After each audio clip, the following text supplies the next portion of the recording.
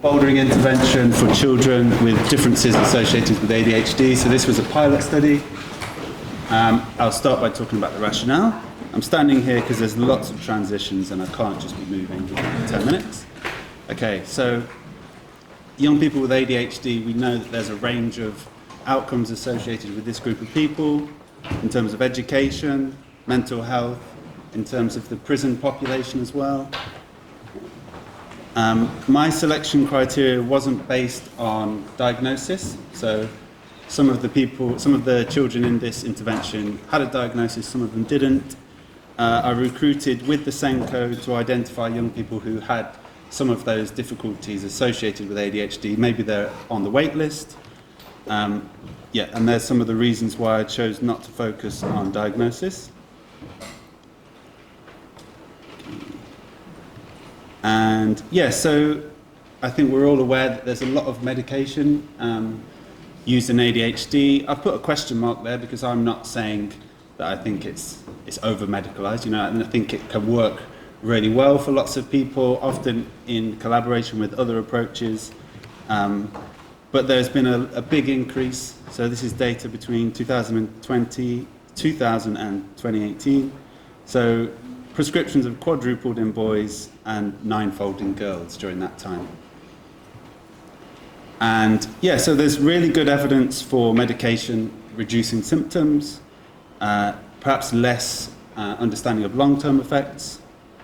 And the evidence for approaches which don't involve medication they're promising, but there's much less studies, much less evidence. So that's kind of the gap that I'm trying to fill. So I'm expanding the range of non-pharmacological approaches, and particularly with this group of young people, I was interested to find out what the benefits might be of climbing specifically. So this is the intervention. So 2 groups of 6 participants, not by design. They came from an all-boys school within my local authority. So I had 12 participants altogether.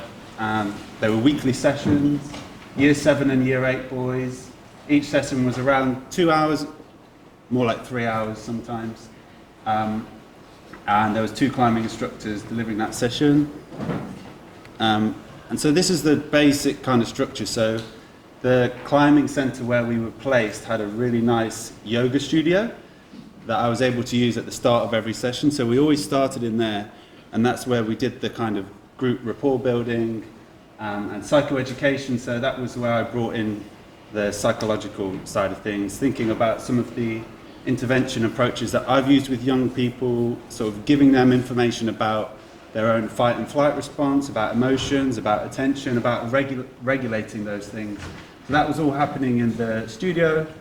Then we had 3 different types of climbing. So sometimes quite skill-focused, instructional techniques, group games, and then it was really important for me that they had a chance to just be self-directed in their climbing, because I really wanted them to immerse and experience that kind of flow feeling that I often associate with climbing through my personal experience.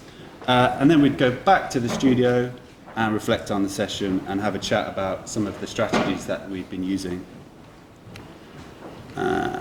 So core elements of climbing. There's in Austria and Germany they have something called the Institute of Climbing Therapy, and it's within their medical. It's very commonplace there for people with anxiety and depression. It's prescribed as a type of therapy, and so that was kind of partly why I wanted to explore climbing, and partly my own interest in climbing. I thought, if it's working for people with anxiety and depression, perhaps there's some similarities there for young people with differences related to ADHD in terms of regulating emotions. Visual planning. So when they were climbing, we gave them notepads. After about the 3rd session, they drew their climbs. They kind of choreographed each move, right hand, left hand, right foot, and they would go back to their plan, review if it was successful. So just thinking about the strategies that we use in class for those young people, a lot of it's kind of visual checklists, so I wanted to try and bring that into the climbing as well. Psychoeducation was mostly about the flipping your lid metaphor. So we talked about different parts of the brain, thank you very much, different parts, different emotional states are more or less conducive to different functions. Emotional literacy, I got some resources from Anna Freud. We tried to expand their emotional vocabulary, get them to reflect on their own experiences of emotions and talk in a group. Breath work probably speaks for itself. And then this was the balance activities that we did. We did specific ones at the beginning, and then throughout climbing there was lots of balancing, obviously, activities. Study design, this is the really fun stuff. Maybe I'll just leave that there, let you read it. So mixed methods. I like this epistemology because it's kind of a little bit of a free-for-all. You can just kind of take bits from lots of different ways of thinking. So my quant data was, post-positivist epistemology, so trying to obtain an absolute truth, but recognizing that there's some difficulty in doing that. Qualitative was constructionist, critical realist, accepting my own position, analysing that data, which we'll come on to a bit later. It was interviews. So these are my variables that I decided to focus on. So I started by thinking about this group of young people, what they had difficulties with. So I'll try and explain this. So at the top were my kind of three main variables, and they were broken down into two parts for each one. So I used the TEACH, which is Test of Everyday Attention for Children. It's a computer-based kind of visual scanning test of attention.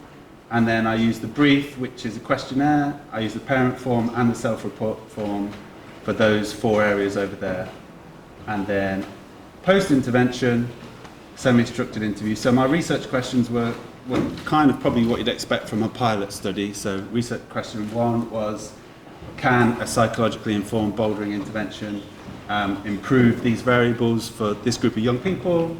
And in interviews, I was interested in what ways did it improve, what was their perception of any improvements and what they thought it was down to. I'll move on. So these are the results. So I did some statistics, pre and post, compared the means of the group scores, and so there were statistically significant improvements in some of the variables. So these are both selective attention scales on the TEACH, so quite significant, and sort of medium-large effect sizes. Interestingly, the measure of sustained attention, there was no significant improvement. I won't go fully into that now, but that was interesting. Cognitive regulation, we got some really positive results.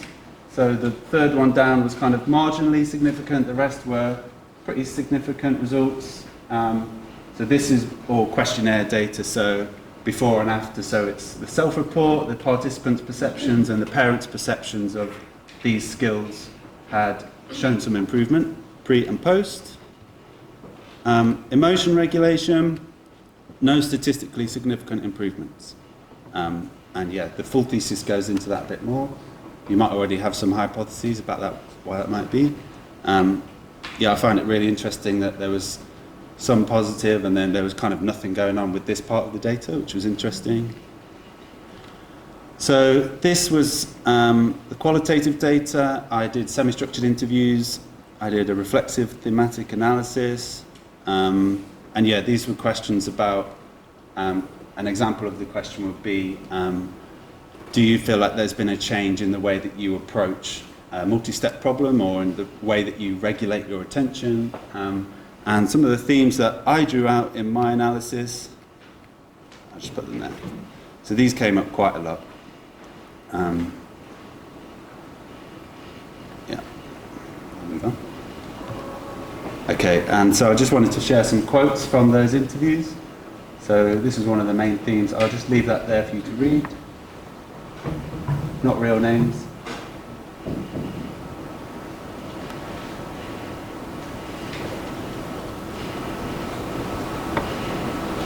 Okay.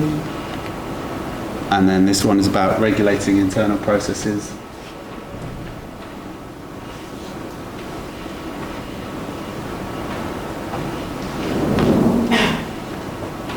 So this part of the study was really, I think this was my kind of favourite part. I think the statistics, you could sort of pick holes in the measures that I used and the statistics that I presented.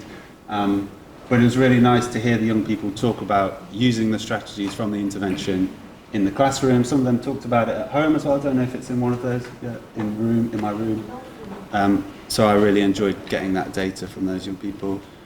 Yeah, so I think the main strength is the kind of unique nature of this. So I spoke about those studies in Austria and Germany, but I couldn't find anything more specific about using climbing with this population of young people. Self-reports, yeah, I think a strength was my involvement, but also a limitation is the fact that I was involved with every part of that. So in collecting that data, all of the participants had a personal relationship with me.